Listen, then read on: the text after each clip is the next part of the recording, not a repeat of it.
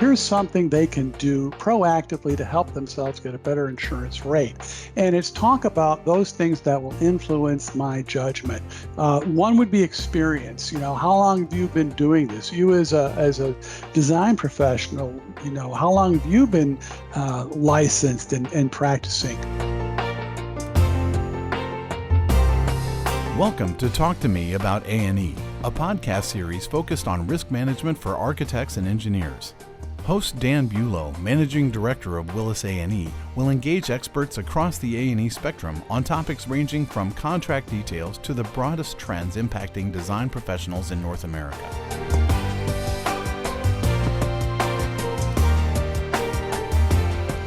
Hello and welcome to our Willis A&E podcast series, Talk to Me About A&E, where we invite industry experts to share their thoughts on important risk management topics for architects and engineers.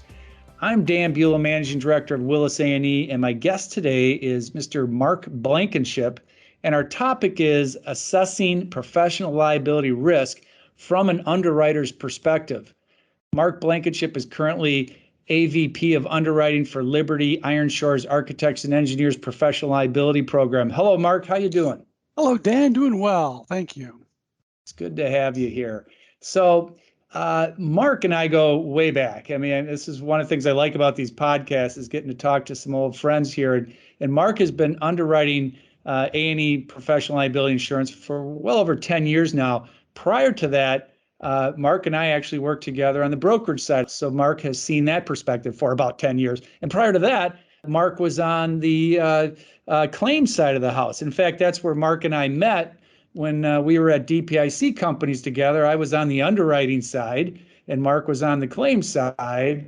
And so when I was thinking about this topic about assessing professional liability risk, I really did first think of Mark as an excellent source for this discussion, given his diverse background within the specialty area of A&E professional liability. Not many people with over 30 years of A&E experience out there that has seen it from this perspective of claims, brokerage, and underwriting. So I think that's great. So let's, before I turn Mark loose here on a couple of things, the question is, what is an underwriter? One of the stories I like to tell, and I think it's true, I keep telling it, I hope it is, it's where the term underwriter comes from. And that's back in the 1700s or so when Lloyd's Coffee House in London, and it was here that individuals, while imbibing in their favorite libations, would write their names under a name of a ship, essentially placing a bet if that ship would get to the New World and back.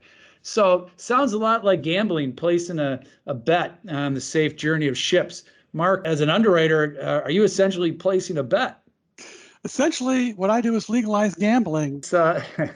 But as an underwriter for A&E PL, what are some of the primary areas you are analyzing to determine if you want to select a given risk? And if so, what terms might you offer and at what cost? How do you decide that?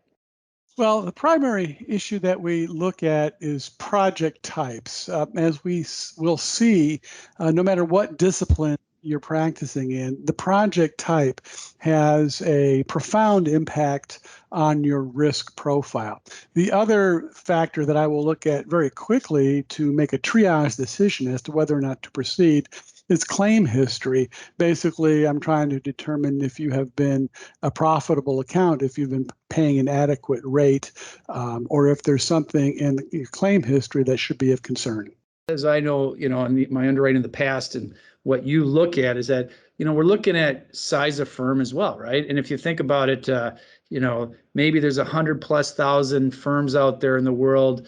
90% of those are 10 professionals or less, which is interesting. In fact, if you look at the ENR 500, number one is several billion in revenue. Number 500 is 20-some million in revenue. So it's kind of an interesting mix there. But when you're looking at size of firm, does that also indicate or drive as far as certainly pricing? At the end of the day, you're looking at revenue, but also limits and deductibles? Yes, it does, Dan. We find that the size of the firm roughly correlates to the size of the project that somebody is working on. And the larger the project, the more complex the project typically, the larger the values involved, and the more likely there really is to be a claim. And by way of example, I could tell you that if you're working on a $100,000 project and you have, 1% change orders, well, you're not likely to get sued over that $1,000. But if you're working on a $1 billion project and now it's $1 million, well, the odds of getting sued go up. So that's a correlation that we see. So you're looking at assessing the risk, looking at the size, the project type, so forth. How about geography? If you're a state, there are certain states that I know that we term as red flag states, right? That tend to be a little more litigious. So are you going to be paying a little more in Texas than you would for that same risk in Kansas, for example? Yes, geography is a factor, and I'm glad you brought that up. I would invite your listeners to Google judicial hellholes, and that's an article by the Association of Defense Counsel that talks about venues in very specific terms and in detail. And if you're really interested in your state, you can do a Google search again for legal liability venues, and you can find maps that will break it down county by county as to what counties are favorable jurisdictions for corporate defendants and what counties are unfavorable.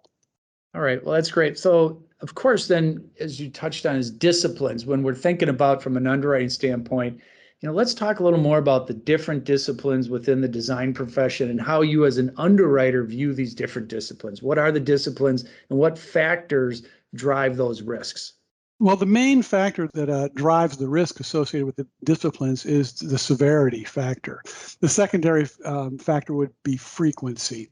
But structural engineers are widely regarded to have the highest risks because when there's a structural problem or a failure, it's typically very expensive to fix. Therefore, they have high severity typically. Likewise with geotechs. If there's a problem and a building settles, this becomes a very expensive problem to fix. As of late, we've seen traffic engineers make the high risk list. We used to think of traffic engineers as being very low risk. And in fact, if what you're doing is planning traffic patterns, I would say that is still very low risk. The other flavor of traffic engineering, which is temporary traffic control design in construction zones, then has become high risk due to bodily injury.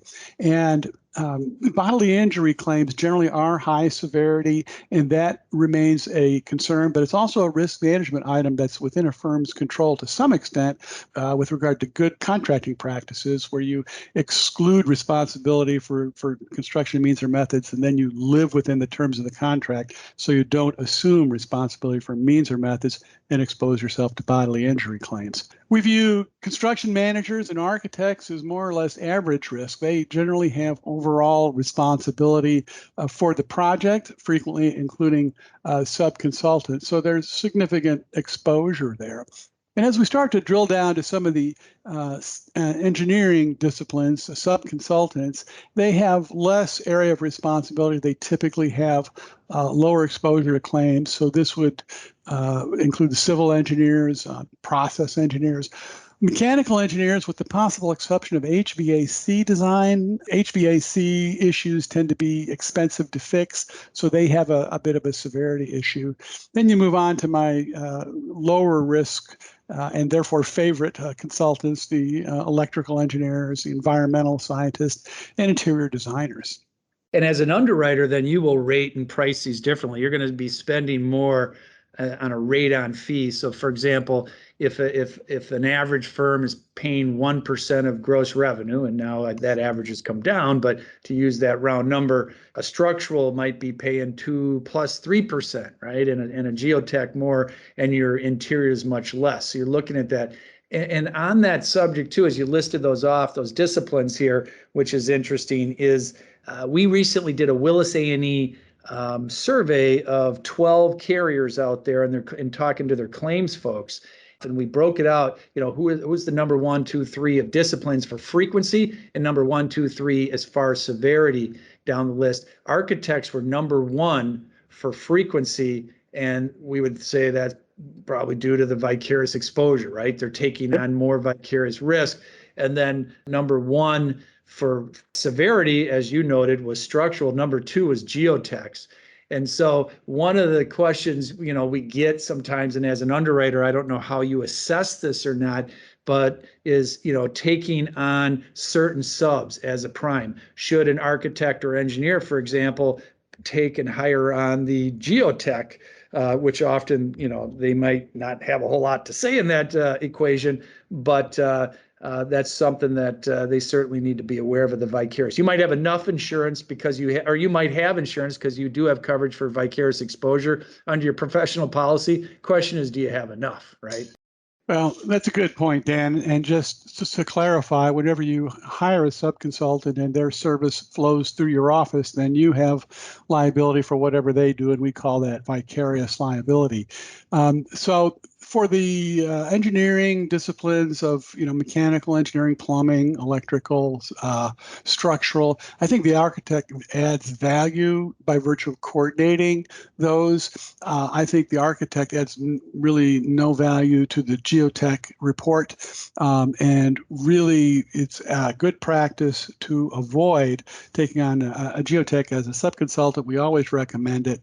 And another maybe subsurface or hidden reason would be geotechs are very adamant about insisting on a limitation of liability in their services, architects much less so. So you would be wary of a situation where you take on a geotech as a sub and give them a limitation of liability, but don't have a matching limitation in your prime agreement. You could be contractually biting off their liability. Okay, great points, Mark. Well, let's shift gears a little bit and talk about project types. How do you rate the risks associated with the various project types, and what factors drive those risks? Well, let's look at that from the broad brush perspective initially. The project types with the lowest associated risks would be industrial.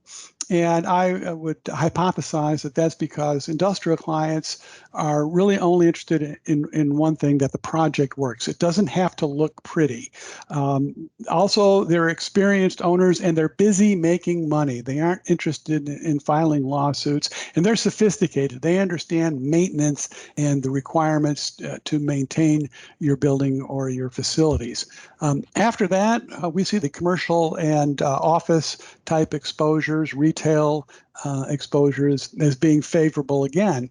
Again, because you have sophisticated clients who understand building and construction and contingencies and maintenance requirements. And then we have schools, which over the last 10 years have trended badly. I think it's primarily because of the involvement of boards of directors, and lack of funding, kind of a champagne taste with a beer budget type of issue. And schools have become one of the leading source of claims against design professionals. And then we get even worse when it comes to residential.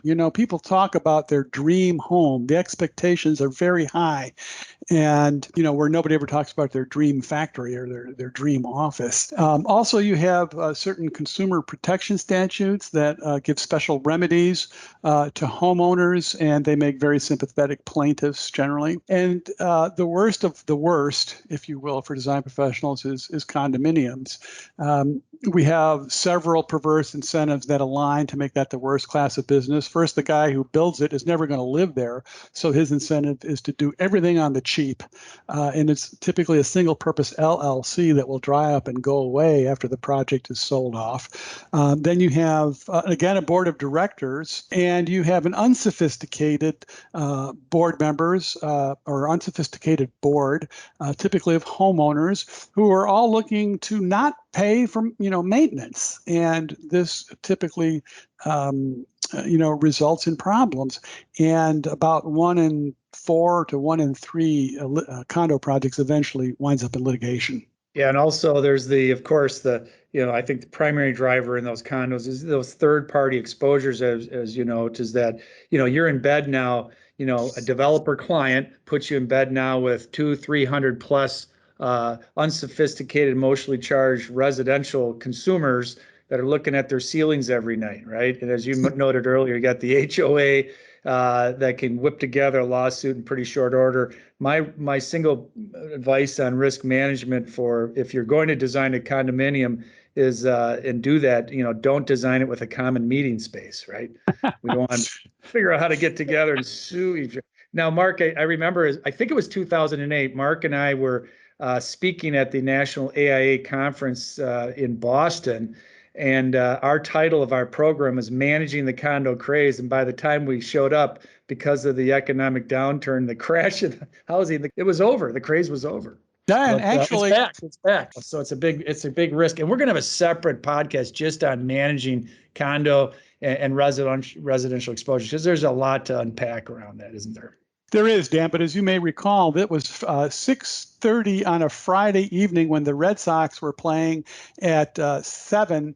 And much to my surprise, when we walked in the room, there were 450 architects waiting to learn how to make condos work. Yeah, even though the craze was over, we had a good crowd. Yeah, we did. So when we did, again, this Willis survey I was mentioning, and on the question about disciplines, interesting, from these 12 leading carriers on professional, they had condos listed up number one as on frequency. On severity, roads and highways and infrastructure. And I think that you touched on already a big area. We've seen a lot of these third-party bodily injury claims, these poor firms getting sucked into wherever there's an auto accident, a sympathetic plaintiff, sovereign immunity with the state, and they're left holding the proverbial bag. It's also the design build discipline, isn't it? Which has also created an issue with these budgets being set, an incomplete set of drawings, and so on. As an underwriter, are you also looking at delivery method? You're looking at that a little bit, are you not? In some of the questions, in addition to owner types. Yeah, absolutely. I think personally the safest delivery method is the design, bid, build delivery method.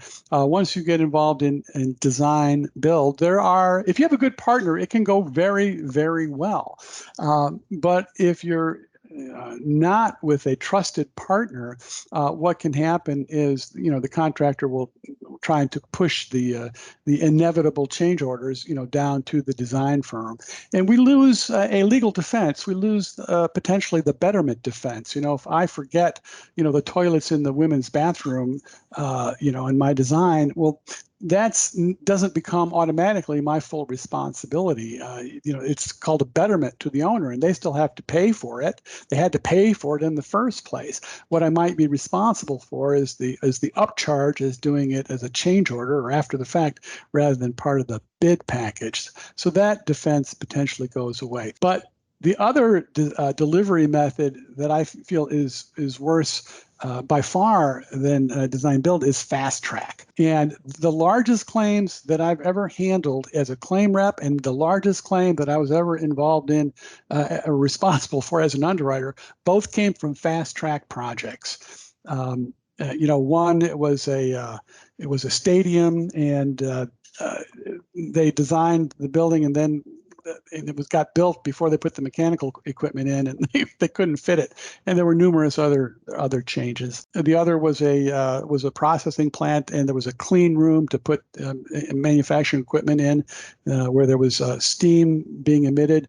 Again, by the time they picked the equipment, the clean room was already built and it wouldn't fit. They had to put the processing equipment out on the floor, and off-gassing through the concrete roof allowed the roof to tear off in a storm. It was horrible. It was millions of dollars. I guess the problem is what projects are not fast-tracked in this day and age, it seems. But that's a great point. In fact, we're going to have a separate podcast again on this whole issue around design, build, and alternative delivery. So, Mark, on the underwriting, then you go through this process, you assess everything, and at the end of the day, you punch stuff into your computer or whatever magical rate disc that you have, and you get this number, and you say, "Oh my gosh, I will never be able to sell this." Tell us about the judgment factor, because we'll see pricing all over the map with some of these underwriters, and it's like I know you have different appetite for risk. Some carriers, for example, won't accept design build exposures or geotech exposures or so forth. But what goes into this judgment Well, Dan, I hope your clients are paying attention to this part in particular, because here's something they can do proactively to help themselves get a better insurance rate. And it's talk about those things that will influence my judgment. One would be experience. How long have you been doing this? You as a design professional, how long have you been licensed and practicing? Are you a specialist at what you do? This is very encouraging to me. And in fact, when we look at hospitals, for instance, they're highly technical structures, but generally for architects, the experience is very good because most of the people who are doing it are specialists. And so this works out to be, a very favorable factor. Are there other issues associated with the quality of your firm and staff? Do you have PhDs on staff? Do you have master's degrees? Do you have other special qualifications? Has somebody worked as a builder and therefore understand construction better than the average bear? That would be an issue. Contracts. We talk a lot about contracts, Dan, and of course the big factor is limitation of liability. That's actually a credit that we'll give if you're successful in limiting your liability to $250,000 or less, because that can impact payouts under your policy. A certain percentage of your projects, right? You're looking Right. at it. Yeah. And are you getting written contracts? A surprising number of projects go ahead without a written contract in place at all. We view that as a very negative factor because a verbal contract isn't worth the paper it's written on, Dan. That's all I have to say. Do you have business practices that encourage or include risk management? Are you taking classes? Are you reaching out? Are you taking, the Willis A&E seminars? We will give credit for that because we think it's valuable. And in fact, as an underwriter, I've seen the effect of firms participating in risk management, and it's generated a markedly better result when firms do participate in risk management. Are you doing, work outside of your normal territory? Are you doing field evaluation? Are you getting out to observe the work that's under construction for general conformance with the construction documents? I would view this as a plus. What type of client are you working with? Generally commercial clients treat their design professionals better than developers, I would say. And we kind of view public clients as good clients with bad contracts generally, but that's another factor that we would consider for judgment rating.